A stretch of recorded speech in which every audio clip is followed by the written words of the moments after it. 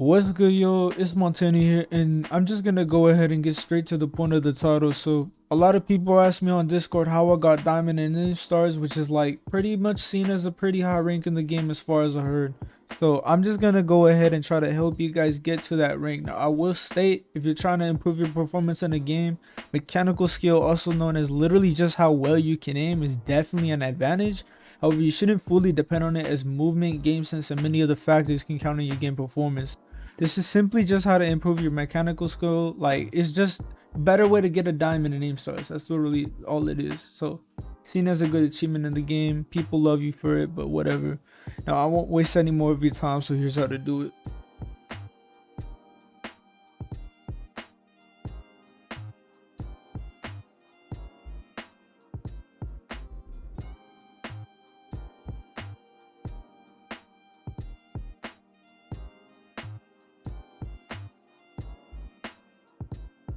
So the first one I would like to go over is fast one taps. This will mainly train like kind of your click timing and all that stuff, your accuracy and like headshots. So one tip is to aim for the head and go for accuracy over speed.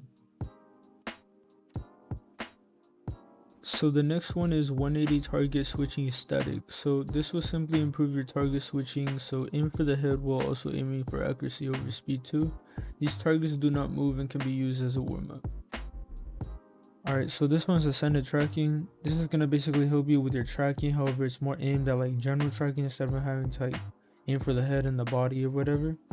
So you can use this in order to focus more on general tracking, like just tracking alone.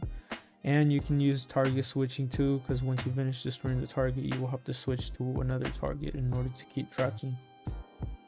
Okay, so this is 180 target switch. So this is basically like, it's the same as target switching static. However, this time they will actually move around and strafe and all that stuff. So you can kind of like use it for a bit more tracking or whatever, because they will be moving around and you will have to shoot them in the head. However, you will have to track them at the same time and you will have to switch targets. Aim for accuracy over speed.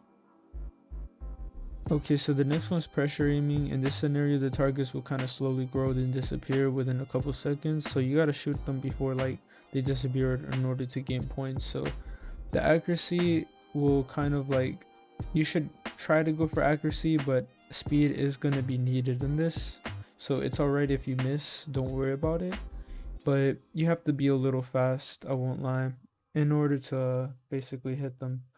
However, this is gonna help you to like learn ways in your own, basically to like stay a little more calm in stressful situations.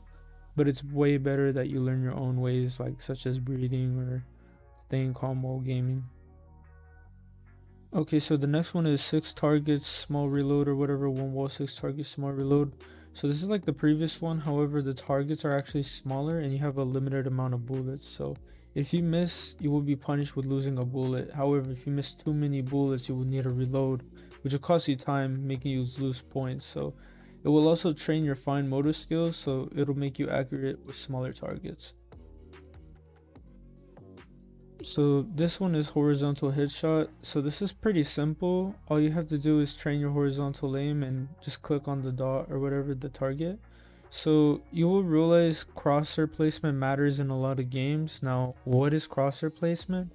If you aim a little more up to, let's say, where someone would peek a corner, you can actually like, if you're already aimed where their head would be if they peeked it, all you have to do is click. So it would give you basically an instant kill, as if you were aiming more below to like near where their legs would be. Then you have to aim more up, or you would just shoot their legs and it wouldn't really do much damage as much as a headshot. Now this one is wall peeking, and it's very simple. All you have to do is walk through the wall, shoot the target, and try to aim for the head if possible. Again, accuracy over speed is probably way more preferred, as you will already speed up as long as you keep your accuracy at the same time. Now this is more just to help you with wall peeking in games, and it's very helpful, especially if you do it a lot in other games, as you will kind of notice that you switch instantly to the target. This next one is floating heads. So this is pretty simple. Same thing as the targets moving, you just simply have to click on them. This will help you basically with your target switching and your click timing mostly. You can also practice flicking on it too, however I would prefer that you go for accuracy over speed. Okay, so this next one is wide wool, 6 targets. This is pretty much the same thing as the 6 targets exercise, however it's like a wider wool. So you're gonna have to like move your mouse farther in order to hit the target. So in this one you can practice more of your click timing and all that stuff. However, you can also practice flicks if you really want to. However, I prefer you go for accuracy over speed as usual. Alright, so this next one is floating heads tracking. Pretty much the same thing as floating heads, only this time you will have to track them. This is going to help you with your fine motor skills, especially like your tracking skills and your target switching skills and your click timing skills. So you will have to like basically do the same, only this time you will have to hold your mouse down and track the target, which will help you a lot more with tracking. So this next one is headshot flick. This time it really depends. You do not really have to go for accuracy, however I really recommend that you still do. If you're not fast though in flicks or anything like that, or you're not good with accuracy, go ahead and go for flicks. Honestly, this time it won't really matter. Flicking is mostly random and it's not really consistent at all, so it's all up really to you, but I would prefer you go for accuracy if you're able to go to it fast enough. Okay, so the next one is strafing one tap. So this is like the strafing exercise, only this time it's like they strafe, of course, they move around, so it's pretty realistic too, and they'll move around really randomly, so you have to kind of guess where they're gonna move, and it can really help you out, especially with moving targets, such as like if you aim for the head, it's a one-shot kill as usual. Aim for accuracy over speed as usual, and you will eventually get better at it, and it's really helped me in a lot of times. Okay, so this next one is one wool, 5 targets moving. So basically it's like the one wool, 6 targets, only this time it's 5 targets and they are moving. So you have to basically same thing, accuracy over speed, and yeah, it's pretty simple. You just try to click them. If you do not click them and you miss, you lose points, which is a good punishment. Okay, so this is pretty controversial, Tile Frenzy as an aim trainer, and this is more of a warm-up if I'm honest. However, it could be used for general aiming, let's say in a general direction. However, I wouldn't recommend you completely run this all the time. Maybe it's more of a warm-up probably than actually being an actual aim trainer, you know. So it's all really up to you if you want to run it, but I suggest it as more of a warm-up in order to kind of start up, you know. So one wool, 6 targets TE is basically not really a warm-up, but it could be used easily as an aim trainer too, and it will basically help you with your general direction, somewhat fine motor skills, but more of your just motor skills in general. So this one is bounce 180. So basically there will be little bouncing balls everywhere and you simply have to click on them. Now this is harder than it's actually like supposed to be, unfortunately, for a lot of people, even me. So do not worry if you miss a lot.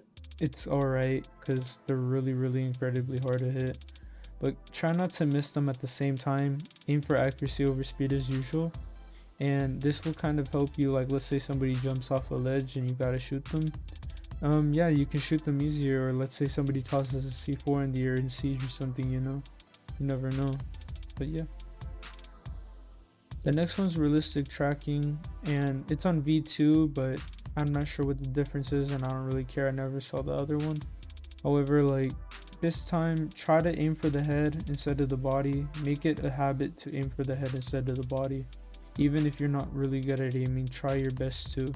Eventually you will start hitting more headshots and you will be able to hit way more like damage instead of hitting body shots, which don't really do too much damage. This will help your tracking as long as with your ability to hit your headshots. This next one is 360 target switching. You can use this as a warm-up or just a general practice. Try to aim for the head as usual, and basically you can do like 360s and stuff around to do target switching. So again, Accuracy over speed is probably preferred, but you can try to speed run it a little if you want.